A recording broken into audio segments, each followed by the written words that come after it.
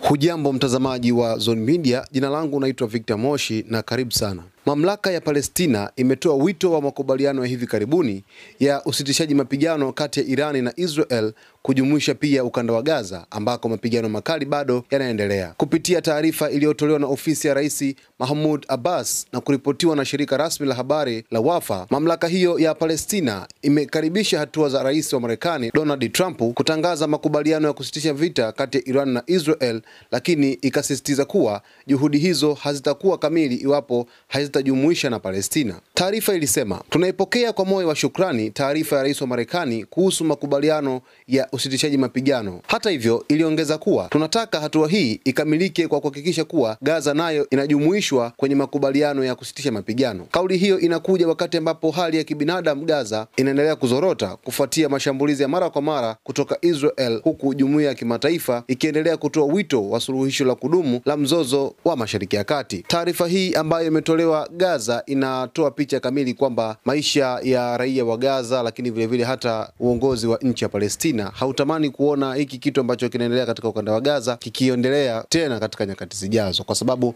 kama tu vita vya Israel na Irani vimedumu takribani kwa siku 12 na Rais wa Marekani Donald Trump ameingilia kati haraka kwa ajili ya kuweza kusitishwa. Inakuwaje vita vya Gaza hadi hivi leo ambavyo vinazidi kuendelea tangu Oktoba 7 mwaka 2023 mpaka sasa bado havijaweza kusitishwa, japokuwa mwanzoni kabisa vilisitishwa kwa zaidi ya siku 60, japokuwa hazikuweza kufika siku hizo, mapigano yakaendelea tena. Ilikuwa ni mwanzoni mwa mwaka huu, lakini hivi sasa bado vita vinazidi kurindima, lakini hali ya kibinadamu imezidi kudhorota zaidi katika ukanda wa Gaza, ambapo Rais Mahmoud Abbas ameomba basi makubaliano haya ambayo yamefikiwa katika nchi ya Irani na Israel basi yaujumuishe pia na ukanda wa Gaza, pia vita viweze kusitishwa na ili maisha mengine yaweze kuendelea. Mtazamaji, taarifa hii endapo Rais wa Marekani Donald Trump atakuja kutolea ufafanuzi, basi sisi kama Zone Media tutakuletea undani wa taarifa hii. Hii ni Zone Media,